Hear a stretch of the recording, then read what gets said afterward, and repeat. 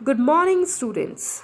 So, today we are here with our another chapter that is American hegemony. ठीक है, आज हम अपना नया चैप्टर स्टार्ट करेंगे पॉलिटिकल साइंस का, दैट इज अमेरिकन हेजेमनी. ठीक है, मतलब समकालीन विश्व में अमेरिका का वर्चस्व. इसमें हम चैप्टर में देखेंगे कि क्या अमेरिका का जो वर्चस्व है वो सोवियत संघ के विघटन, सोवियत संघ जब ख़त्म हुआ है, टूटा था, उसके बाद से हुआ है या पहले से ही अमेरिका का वर्चस्व उतना ही था.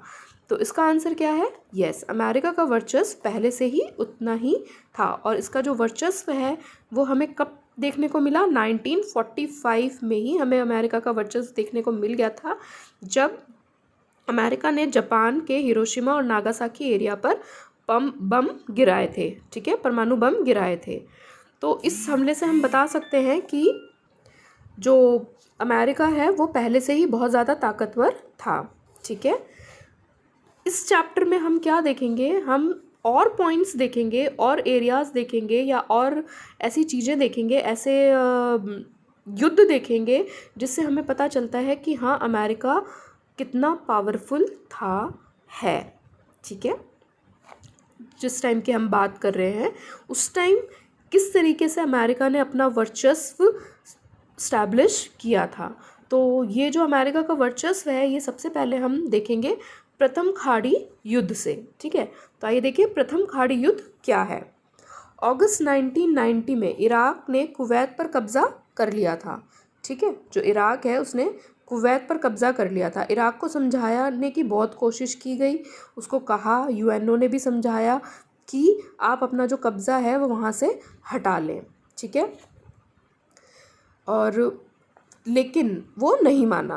तब जो यूएनओ था, ठीक है, उसने क्या कहा कि आप अमेरिका को कि आप अपने बल का प्रयोग कीजिए और वहाँ से इसको हटा दीजिए. ठीक है, लेकिन ये कहा जाता है कि ये जो फैसला था यूएनओ का, ये बहुत ही एक नाटकीय फैसला था. ठीक है, क्योंकि यूएन ने शीत युद्ध के से अब तक इतना बड़ा फैसला कभी नहीं लिया था. ठीक है, जॉर्ज बुश ने इसे एक नई विश्व व्यवस्था की संज्ञा दे दी गई थी. मतलब 30 उसमें जो अमेरिका के साथ थे वो एक तरह से ये कह सकते हो आप कि इसमें बेसिकली डिसीजन किसका था? अमेरिका का था.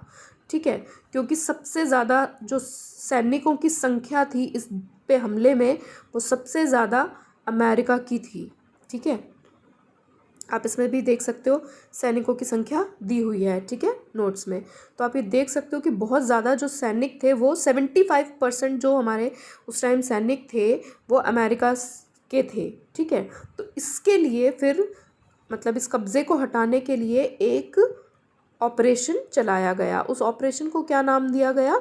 Desert storm.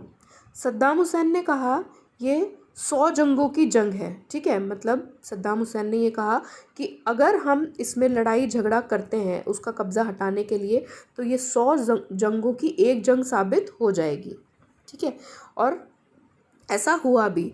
उन लोगों ने क्या किया? इस घटना को अमेरिका के लोगों ने, ठीक है, इस घटना को जो अमेरिका ने स्टेप लिया था कुवैत के लिए, इराक के अगेंस्ट कुवैत पर कब्ज़े के लिए जो अमेरिका ने स्टेप लिया था उसको पूरी दुनिया को लाइव दिखाया गया. क्यों दिखाया गया? इसका क्या मकसद था? इसका ये मकसद था, वो ये दिखाना चाहते थे कि अमेरिका की ताकत कितनी है. ठीक है, इसमें अमेरिका ने बहुत ज़्यादा स्मार्ट बॉम्ब्स की यूज़ की थी. ठीक है, तो इससे क्या हुआ? मतलब ये हो गया कि ये एक तरह से मतलब कितना पावरफुल है अमेरिका ये बता दिया गया. ठीक है, तो इसको क्योंकि इसमें स्मार्ट बॉम्ब्स यूज़ किए गए थे इसीलिए इसको कंप्यूटर युद्ध भी कहा जाता है. ठीक है, जॉर्ज बुश के बाद कौन अमेरिकी राष्ट्रपति बने? प्रथम खाड़ी युद्ध के बाद. ठीक है, इसमें अमेरिका जीत गया था. ठीक है, उसके बाद 1992 में अमेरिका में राष्ट्रपति चुनाव हुए वापस से. ठीक है, बिल क्लिंटन जो थे वो नए राष्ट्रपति बने 1992 से 1996 तक का जो ये पीरियड था. ठीक है, इन्होंने घरेलू मामलों पे ज़्यादा फोकस किया अपना, जैसे लोकतंत्र को बढ़ावा देना, जलवायु परिवर्तन, व्यापार, इन चीज़ों को उन्होंने इम्पोर्टेंस दी. इसी बीच क्या हुआ, अमेरिका के दूतावास पर हमला हो गया। ठीक है, अब ये हमला क्या था, केन्या, ठीक है, से बने अमेरिका दूतावास पर हमला हुआ। मतलब केन्या में अमेरिका का एक दूतावास बना होता है। दूतावास क्या होता है, जैसे आप लोग अपने हम लोग जैसे वो बना लेते हैं, अड्डे बना लेते हैं, ठीक है, तो इस तरीके का होता है जैसे, तो वो होते हैं, ठीक है। जो उनका दूतावास था उस पर हमला हो गया था। ये हमला किसने करवाया था, अल कायदा ने। ठीक है, अल कायदा क्या था, अल कायदा एक आतंकवादी संगठन था।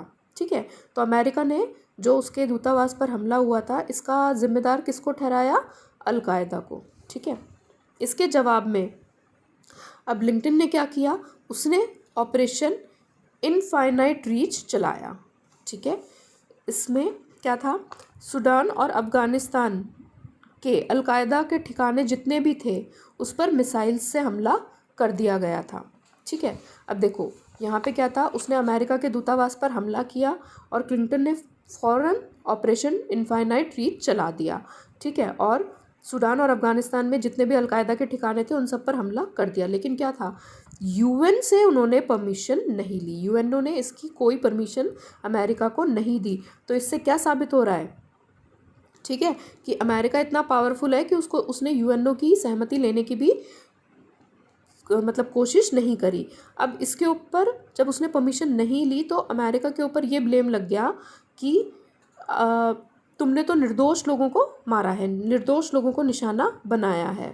ठीक है, तो एक तरह से यहाँ से आप इन चीज़ों से देख सकते हो कि अमेरिका कितना पावरफुल बनता जा रहा था। मतलब उसके पावर की एक तरह से सिर्फ शुरुआत थी।